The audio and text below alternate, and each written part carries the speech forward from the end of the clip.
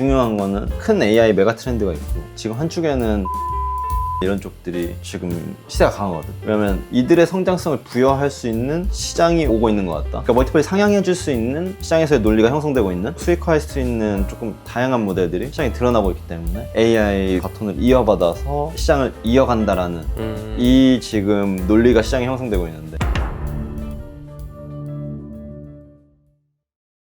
안녕하세요. 맞니? 시장은 좀 보셨나요? 오늘 뭐 그냥 쭉 보고 있는데 사실 요즘 최근 한 1, 2주 동안에 계속 횡보장? 한동안은 또 이 횡보장이 좀 지속되지 않을까 개인적으로 국장 기준으로는 생각하고 있고, 이제 조선주들? 다행히 우리가 작년부터 좀 잘 끌고 오고 있는데, 조선주를 사실 내가 3년 전, 4년 전 영상에서도 그때 샀다가 통수 맞고 잠깐 손절하고 다시 산 거잖아. 네. 결국 가장 큰 기초 논리는 사이클 산업에서 불황을 겪고 나서 공급이 줄면은 수요가 돌아왔을 때 가격이 팽창할 수 있다. 이게 기초 논리였고, 사실 나머지 그 모든 것들은 여기에 살이 되는 정도? 그냥 달리는 말에 불 붙여주는 요 정도의 내용이란 말이야. 그 중에 큰 내용 중에 하나가 작년에 이제 트럼프 당선되면서 바로 그때 윤 대통령한테 우리 조선 관심이 있다 라고 해서 이제 그때 이후로 시세가 조금 더 폭발적으로 나기 시작했고, 그 이후로 뭐 실적 나오고 뭐 조금 나오면서 2년 반 혹은 2년 이상의 실적을 미리 땡기게 와서 지금 현재 반영하고 있는데, 네. 이게 단기간에 꺾일 산업은 아니기 때문에 중간에 가격에 이 큰 변동성 중간중간 존재할 수 있지만, 괜히 샀다 팔았다 하면은 포지션 놓칠까봐 그냥 잘 지켜보는 정도. 그래서 큰 뉴스가 아닌 이상 그냥 가만히 있으려고 하는 정도. 오늘도 많이 오르던데 무슨 이슈가 있는 건가요? 뭐 필리 조선소 가고 뭐 어디에 수주하고 뭐 미국 대통령이랑 뭐 회담할 때 좀 좋았고 뭐 이런 것들은 되게 좋은 뉴스들이야. 근데 중간에 이제 뭐 노란봉투법 뭐 집중투표제다 하면서 갖다 붙이는 게 많더라고. 네. 특히나 한조를 많이 때렸는데, 과연 노란봉투법 막 집중투표제 이런 것들이 이 산업에 가는 방향에 있어서 과연 빅 이슈인가?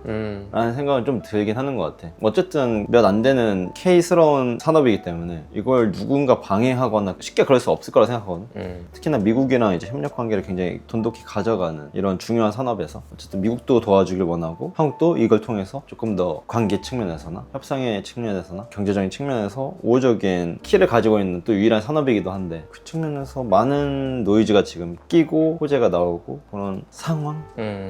근데 또 동시에 올해 초에 사실 포지션을 국내 비중을 많이 좀 줄여나가고 있는데, 그 중에서도 조선을 최대한 좀 덜 줄였단 말이야. 그 이유는 조금 더 매력적이고 조금 더 성장성이 단기간에 보이는 쪽들, 크립토 그리고 미국 주식 안에서 팔란티어, 뭐 허사이, 최근에는 좀 온체인 인프라 쪽의 가능성을 보고 블록이라는 주식, 그리고 또 뭐 로빈후드, 이 정도의 비중으로 국장에서 반도체 팔고 뭐 금융주 조금 팔고 이러다 보니까 조금 미장 비중이 늘어났는데, 결국 큰 틀에서는 국장에 대한 좀 피로감을 내가 과거에는 편하게 하려다 보니까 국장 대형주 위주로 스터디하고 그냥 알고 있는 내용 위주로 그냥 시장 반응 좀 예측해서 시장 심리 이용해서 트레이딩하고, 편하고 쉬우니까 내가 오래 해왔던 거고. 맞아요. 그래서 그걸 계속 반복한 거잖아. 근데 이제 올해는 조금 더 작년 수익률을 넘어서려면 올해 어디를 해야 될까 하다가 코인 그리고 미국 주식을 조금 확장해서 시장을 바라보고 있는데, 물론 내가 늦은 건 맞지. 근데 이제 바라보다 보니 국장에 대한 피로감이 갑자기 몰려오는 거지. 옛날에는 잠깐 샀다가 팔으면 되는 거고 이런 거였는데, 지속성이 없는 시세 랠리에 좀 지겨움을 느낀? 그래서 이거 언제까지 이래야 되지? 라는 이 단발성인 이슈들 있잖아.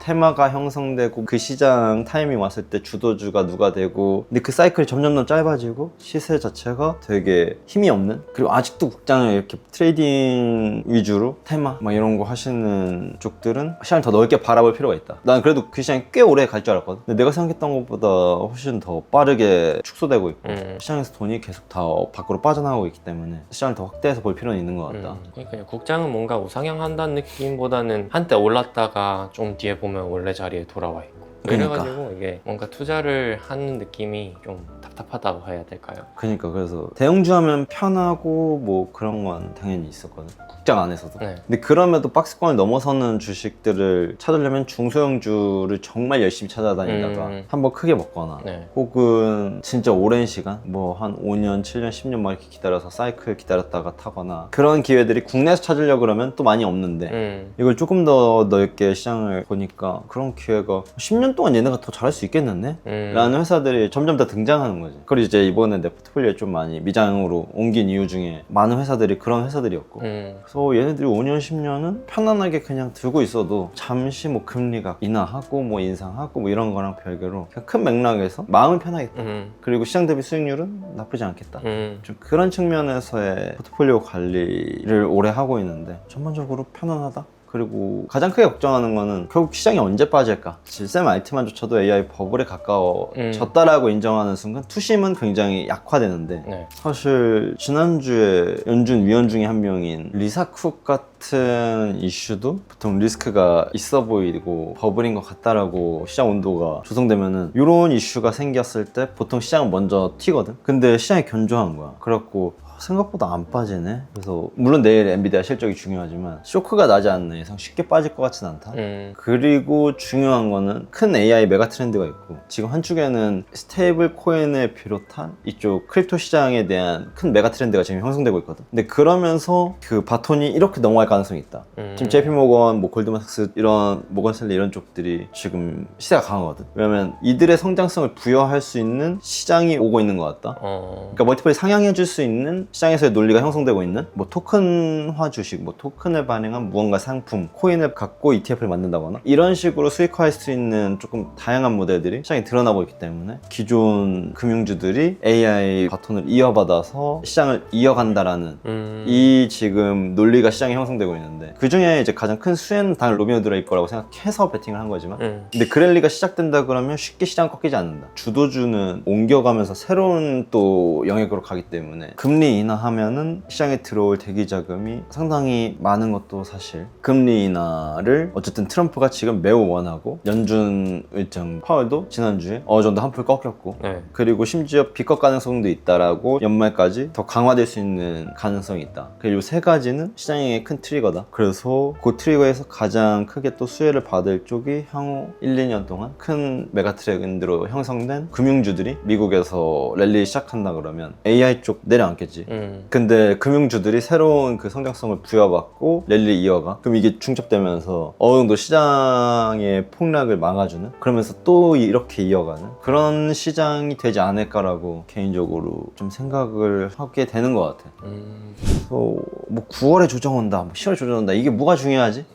난 진짜 그런 생각이 트레이딩 할 때도 난 그렇게 생각했는데 조금 더 이제 롱텀으로 들고 가는 쪽을 오래 많이 하려고 하다 보니까 근데 여전히 그게 뭐가 중요하지? 라는 생각이 드는 거야. 당연히 팔 땐 팔아야지만 어쨌거나 기준점이 있잖아. 장기 이평선을 그쵸. 이탈하고 주도주들의 실적이 깨지고 뭐 엔비디아, 로비노드, 비트코인, 테슬라 뭐 이런 것들이 추세를 이탈했다라는 나만의 기준을 세워놓고 이탈한다? 그럼 나는 팔고 다시 기다린다가 지금의 계획이잖아.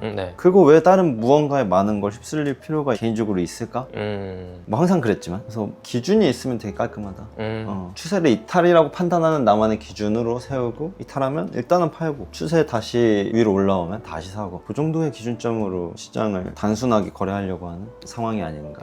그래서 일단은 지금 시장은 그냥 횡보하는 시장인 것 같고 9월, 10월 뭐 금리 인하하는 거 기정사실일 것 같고 그걸 트럼프가 못 해낼 거냐라고 하면 트럼프가 해낼 가능성이 훨씬 높지 않을까 그러니까요. 라고 생각하는 게 상식인 것 같고 결국 지금 트럼프가 자기가 원하는 대로 계속 끌고 왔기 때문에 그리고 그 방향이 결코 지금 틀렸냐? 그가 유가에 집중하는 게 과연 아무 계획 없이 하는 걸까? 뭐 유가 50불 갈 거야? 라고 하면서 투심을 깨버리는 이런 모든 되게 전략적인 행동들이 과연 아무 의미 없는 걸까?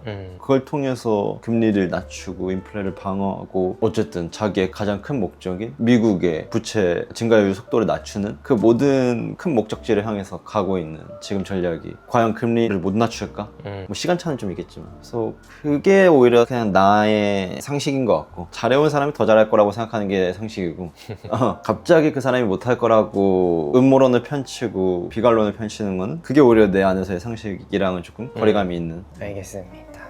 9월은 조금 더 적극적으로 거래를 하려고 노력할 텐데 근데 일단 9월에 좀 일정이 잡혀있는 것들이 좀 많아서 아마 제가 멤버십도 하게 될 것 같고 텍스트로 하는 것도 좀 적극적으로 올려주고 싶고 해서 나조차의 동기부여도 좀 필요하다 라고 생각을 해서 멤버십을 이번에 제공을 하려고 하니까 관심 있으신 분들은 같이 하면 좋을 것 같네요. 네, 알겠습니다. 그럼 저는 9월 달에 뵙겠습니다. 8월 잘 보내셨길 바라고 9월에 만나요. 안녕.